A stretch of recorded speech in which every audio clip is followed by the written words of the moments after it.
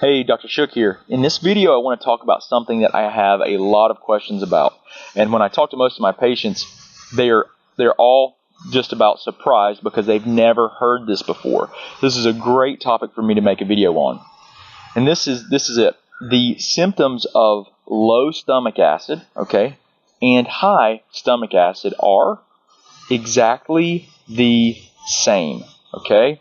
So think about this for a second. How many of you and how many people do you know are taking an antacid? They eat Tums every day. They're on a proton pump inhibitor or one of these antacids that suppress their acidity because they have reflux, right? And they're like, well, I have heartburn. So obviously, if I have heartburn, they think, and their doctors think, if I have heartburn, then I must have too much stomach acid. It's not the case. As a matter of fact, we know for sure that the number one cause for heartburn is low stomach acid or inadequate stomach acidity. Now keep this in mind. It's not that you need more quantity of acid.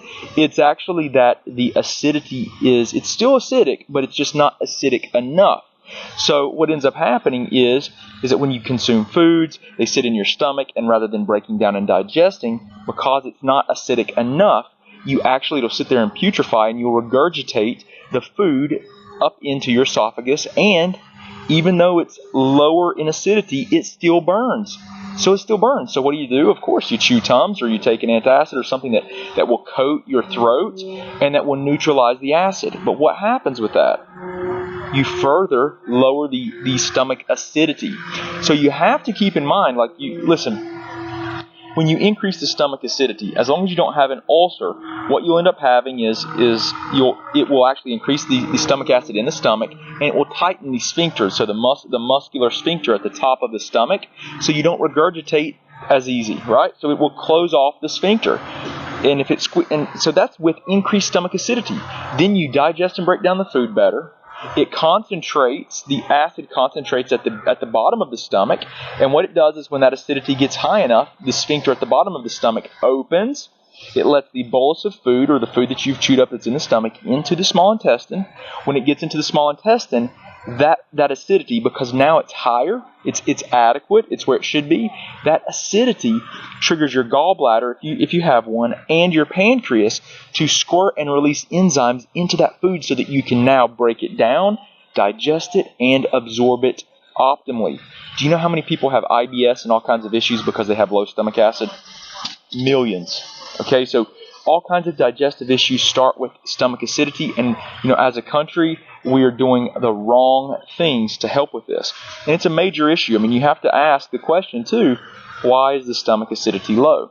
Because it can be low for a lot of reasons. So this is where you get into functional medicine, and you're like, okay, you learn these concepts, but to actually have someone walk through the process with you and investigate it, we'll do testing like H. pylori testing. I'll do all kinds of tests to investigate the GI tract if there are symptoms there. So because we have to find out why. You need to find out what's driving the process. I teach and I provide lots of materials to people that will give them generic recommendations that help a lot of people.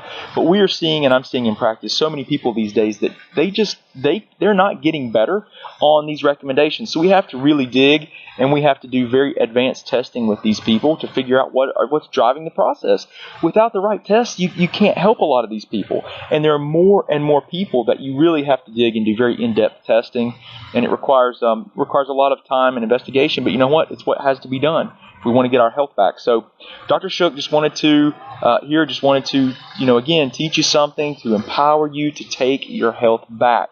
You have to be your own advocate today. And I see this all the time. So many people they rely on their doctors to give them information. And your doctors mean well, but the fact is they're not studying functional medicine. I mean, I study this stuff insanely because it's affected me personally, my own family members, and it's something I'm passionate about.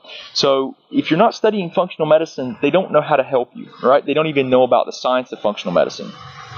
So they mean well, but their only tools are going to be pharmaceuticals and then referring you to the gastroenterologist or a specialist. And guess what? If it's not a mechanical problem, typically, your gastroenterologist is going to say, you know what, it's a functional bowel disorder or whatever if it's digestion related.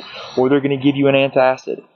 All things that are really counterproductive in a lot of cases. Now, all these doctors help a tremendous number of people. Don't get me wrong. I have great respect for them and appreciate them, and I'm very thankful every day that we have these doctors in our lives because they can help us.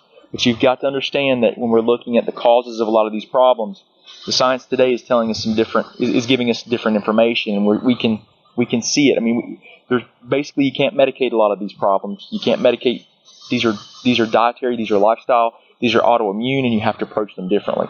So anyway, Dr. Shook, I hope you enjoyed the video, and I look forward to seeing you on the next one. Thanks. Hey guys, Dr. Shook, thank you for viewing our videos. I hope they help you out. If you want to, just subscribe to our channel somewhere here. You can watch a video that YouTube's actually selected for you, so hopefully it'll help you out. If you need any other information or resources, just look in the description. We've got links to our website, to our 9 lab test guidebook, and everything else that we do. I really appreciate you, and I hope you guys have a great